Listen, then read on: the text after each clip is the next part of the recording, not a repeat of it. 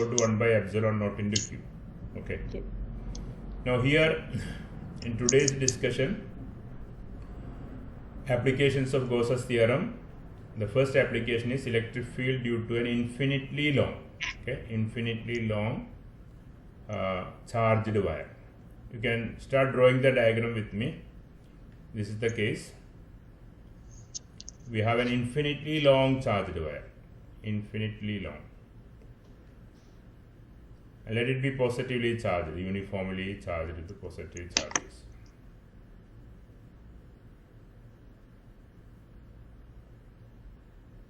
Infinitely long positively charged wire. Suppose there is a point here P.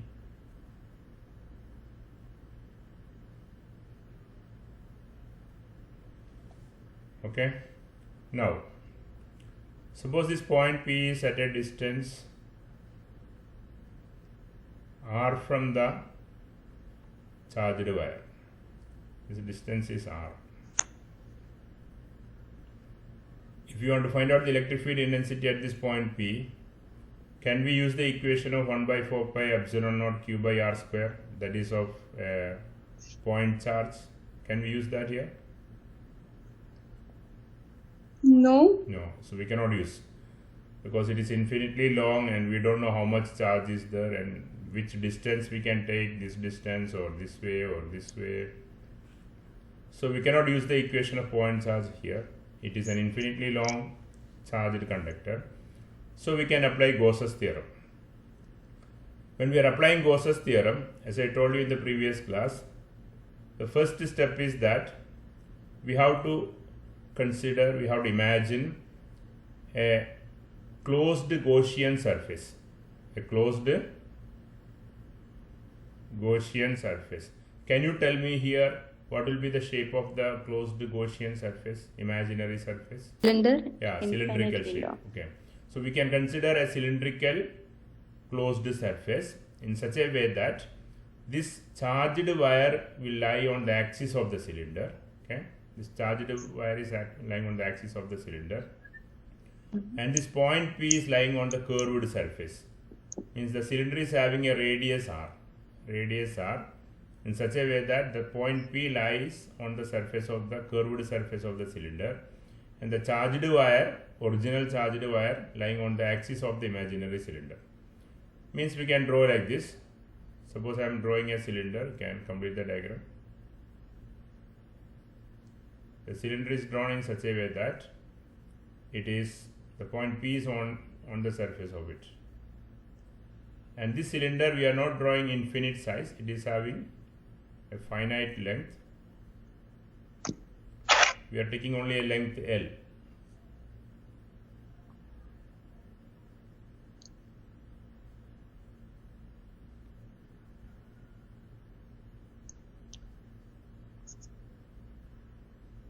And the wire is extending on both sides infinitely. This wire extends on both sides infinitely. It is charged also. Suppose I consider a point P, here the point P at this point.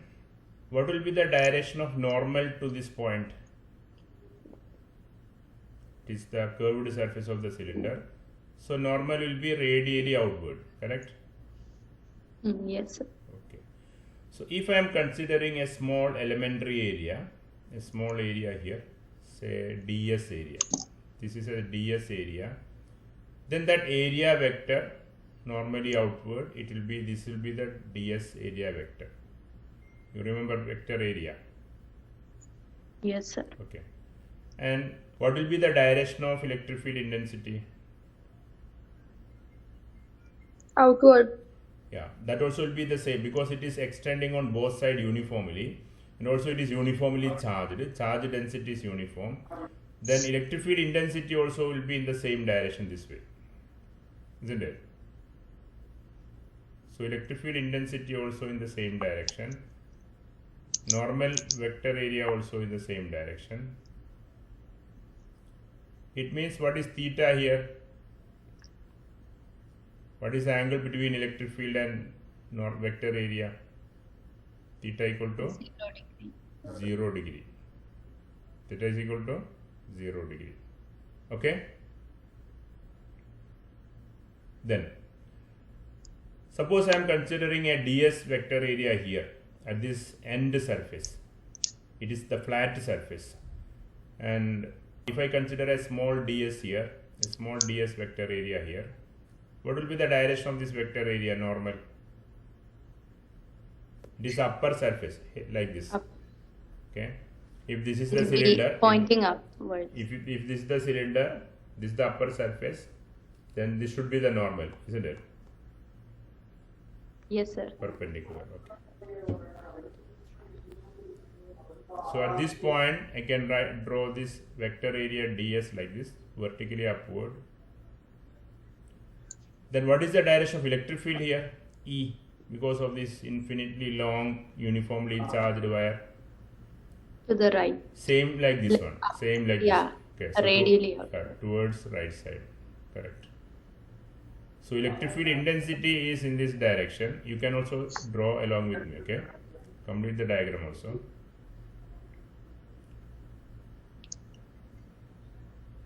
And vector area vertically upward. ds is this way, vertically upward. Yes, sir. What is theta here? Angle between electric field and the vector area, 90 degree. 90 degree. So here cos 90 will be 0. Here cos 90 will be 1. Sorry, cos 0 will be 1. Curved surface. Now, the same way a small area ds at the bottom surface, bottom flat surface of the cylinder, a ds area, what will be the direction of normal to this? Like if downward. If this is the cylinder, okay, the bottom surface area, so it will be like this. And electric field direction will be towards right itself, same direction. So electric field will be everywhere towards right side. ds is this direction, electric field is this direction. It means two flat surfaces up and down, theta is 90 degree. This is the direction of vector area ds. This is the direction of electric field intensity E.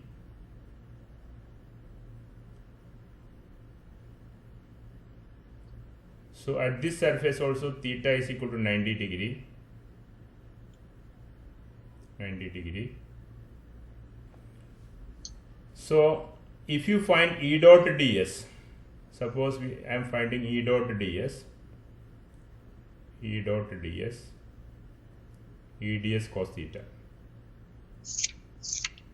For the two upper and lower surfaces, two flat surfaces, means if I find E dot ds for this surface and the bottom surface, the upper flat surface and the bottom flat surface, what will be the value of E dot ds?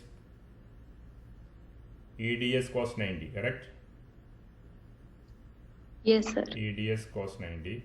What will be the value of cos 90? 0. E ds cos 90 will be 0. Yes, sir. Got it?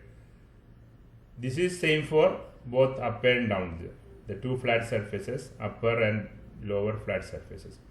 Now for this curved surface, if you find E dot ds, E dot ds for the curved surface will be what?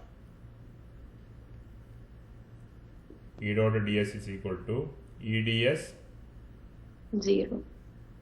cos 0. Cos 0. Cos 0. So E ds will come. E dot ds become E ds because cos 0 is equal to 1. E ds. It means what?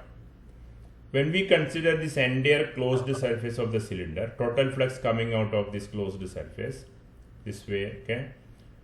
At these two surfaces, flat surfaces, the up and down flat surfaces, there is no flux coming out. Flux is 0. E dot ds. E dot ds is the equation for total flux. E dot ds is the equation for total flux. So the total flux phi coming out of the two flat surfaces is 0, and there is flux coming only at the curved surface. That curved surface is E ds. Got it? Yes, sir. And also we'll consider this wire, this uniformly charged wire. It is having linear charge density lambda. Lambda is the linear charge density. What is meant by linear charge density? Can you get some idea from the word linear charge density? We are taking lambda is the linear charge density.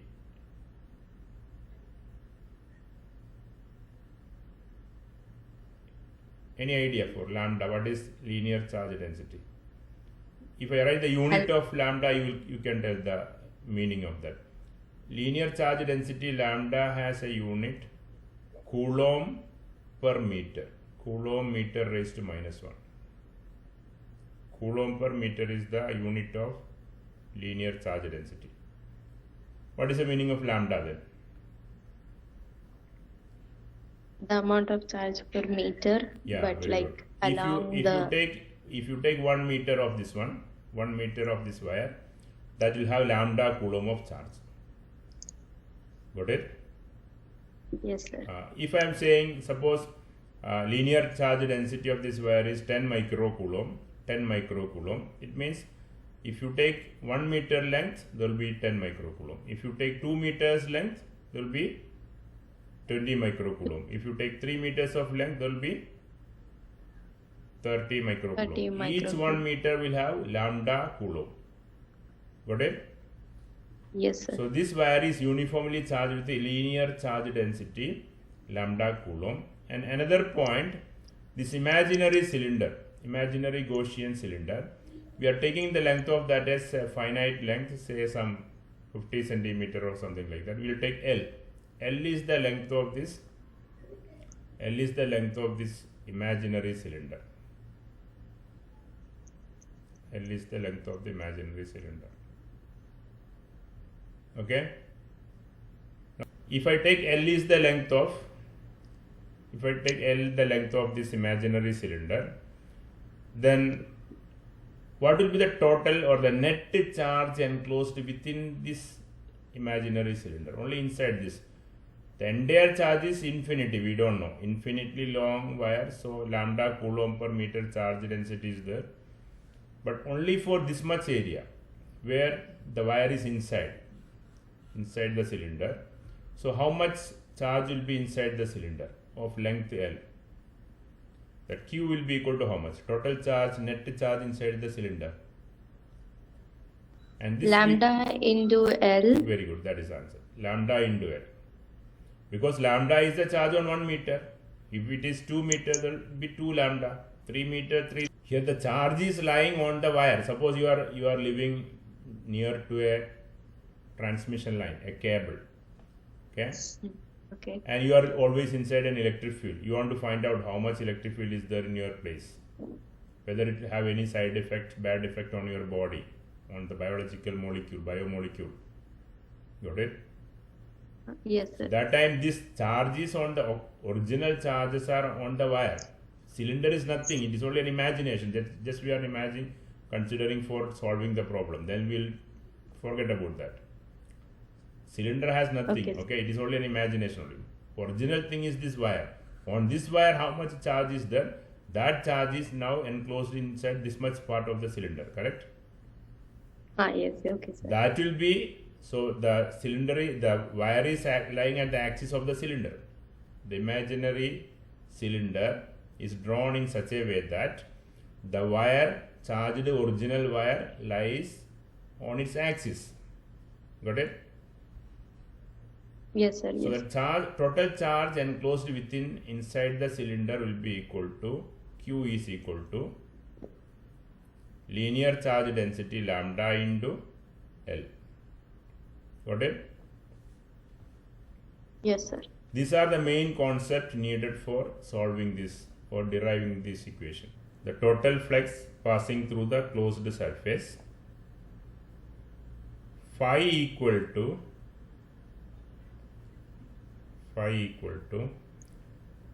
integral over the closed surface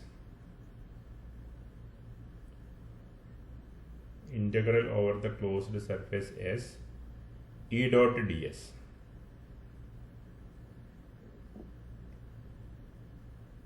integral over the closed surface as E dot ds. Yes, sir. Okay, so this is actually,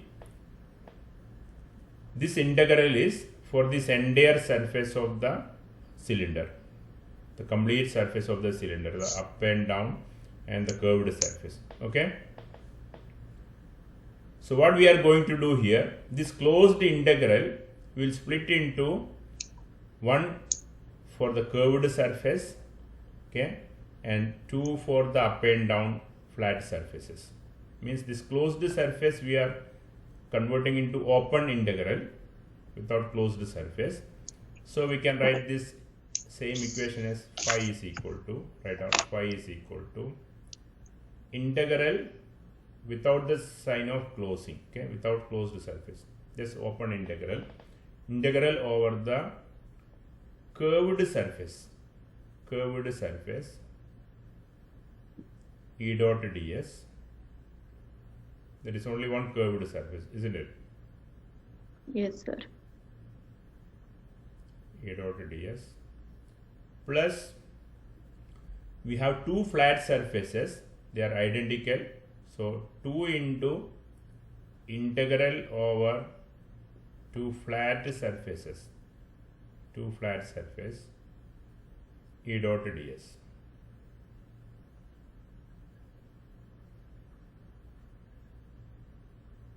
Got it? Yes, sir. That equation again we can write, that is equal to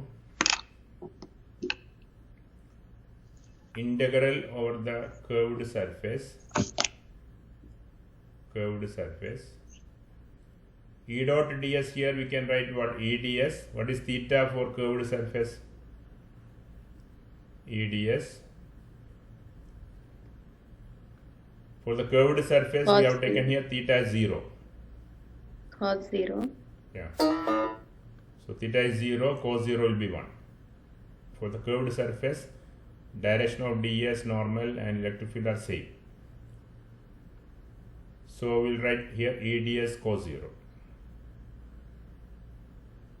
EDS cos 0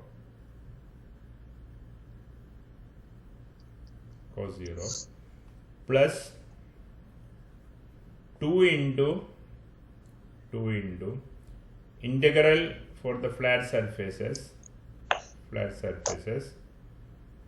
EDS. For both the flat surfaces, what is theta? Theta 90. is 90 degree. Here 90 degree. So this also 90 degree. So cos 90 we can write. EDS cos 90.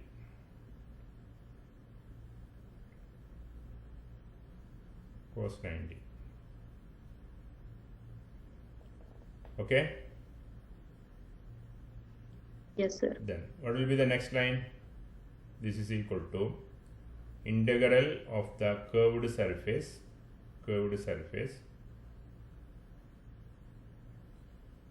cos 0 is 1, so we can write EDS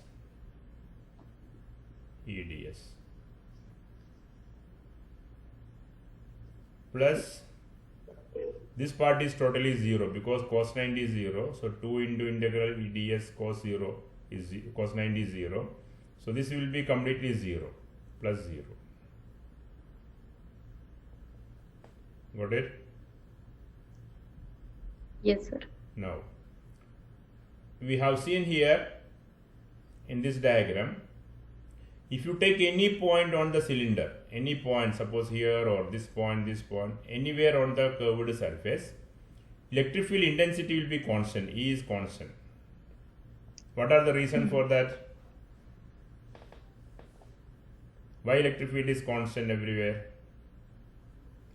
Equal charges. Because it is uniformly charged with the uniform charge density, one reason.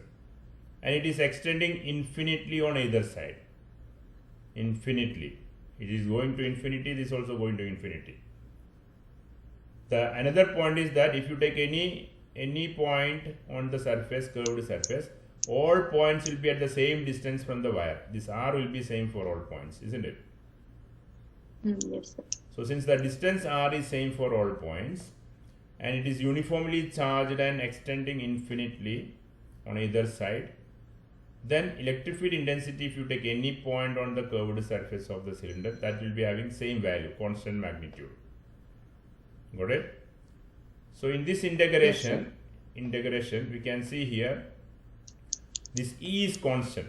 So that E we can take outside the integration, because you know constant cannot be integrated. Then we have to integrate only what? ds. If you integrate ds for the curved surface of a cylinder, you will get the total surface area of the cylinder, correct? Yes. Phi is equal to, this equation I am writing, phi is equal to E into, this is the total flux, phi is equal to E into integral ds. If you integrate the curved surface area of a cylinder, you will get what? 2 pi r L or 2 pi r h. H is the height of the cylinder. Here L is the height of the cylinder. So 2 pi r L, L is the length of the cylinder.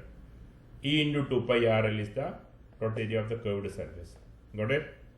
So the curved surface of a cylinder area is given by 2 pi r L, where L is the length, r is the radius. So after integration of integral ds for the curved surface, we got 2 pi r L, means total flux phi is equal to E into 2 pi r L. We will keep this equation as equation number 1. Equation number 1. Okay. Now, what is the total charge enclosed inside the cylinder? Net charge inside the cylinder, this much length of the cylinder. We have already written here. How much? If lambda is the linear charge density, charge per unit length, then total charge coming inside the cylinder will be length of the cylinder into lambda, lambda into L. So we can write the charge inside the cylinder, the net charge inside the cylinder, Q equal to lambda into L. Okay? Yes. This will take as equation number 2. Now what is Gauss's theorem? Equation form, mathematical form of Gauss's theorem. Phi is equal to The total flux coming out of a closed surface, phi is equal to 1 by epsilon naught into the charge inside, the net charge inside. This is equation number 3. This is Gauss's theorem. Okay. Now for the total flux coming out of this cylinder, the upper flat surface and bottom flat surface, it is 0, and flux is coming only through the curved surface that we obtain here. So after this up and down two surfaces become 0 here, and only curved surface is remaining. For curved surface, after integration, E is constant. On integration of ds, we got E into 2 pi r L. So phi equal to E into 2 pi r L. This is the total flux coming out of this imaginary surface, closed Gaussian surface. Okay, means this LHS of this equation phi is obtained from which equation? Equation number 1. This equation number 1 gives the value of phi, and in RHS side, the net charge inside the cylinder Q, that is given by equation 2, that is Q equal to lambda into L. Okay, this much is the charge enclosed inside the cylinder. That much portion of the infinitely long charged wire is inside the cylinder. Cylinder is having only a length L. So we can substitute equations 1 and 2 in 3. So then write down substituting equations 1 and 2, equations 1 and 2 in 3, in equation 3 we get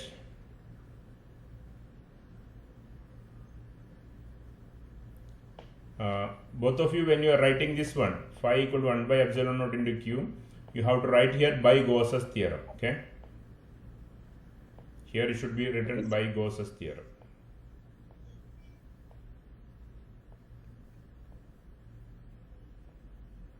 By Gauss's theorem.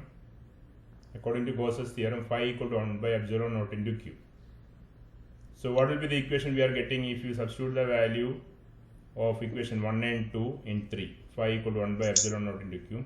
Instead of phi, we can write what? E into E 2 pi 2 2 pi pi r. RL. And the right hand side 1 by epsilon naught into q. 1 by epsilon naught into lambda by L. Lambda into L. Lambda into L. So in this equation,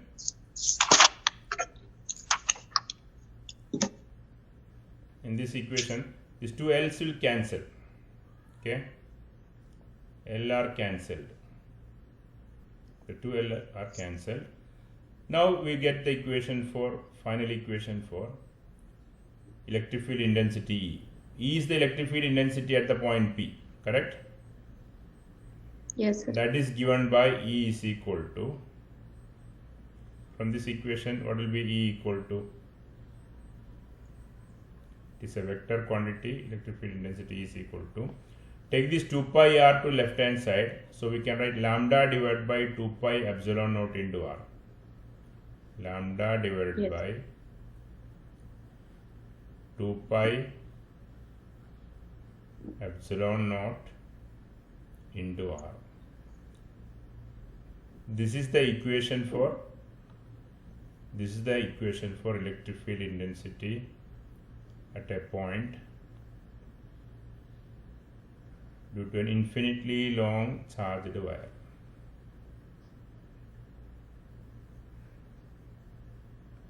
Got it? Yes, sir. Suppose a graph is plotted like this. Like this.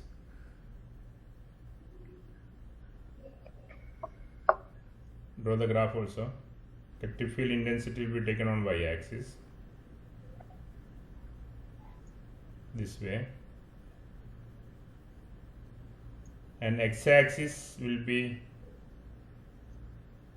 the distance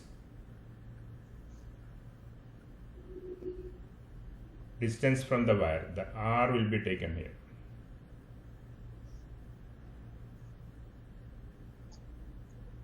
The origin. And if you plot a graph in this case, the shape of the graph will be like this.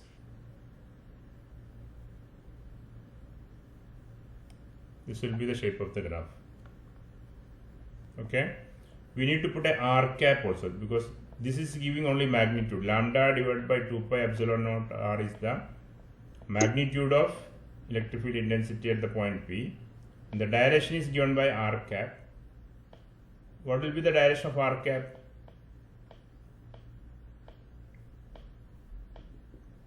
R cap will be Radially outward. very good. Radially outward. This is the direction of r cap. So r cap is a unit vector radially outward, normal to the curved surface of the cylinder. Done? Yes, sir. Okay.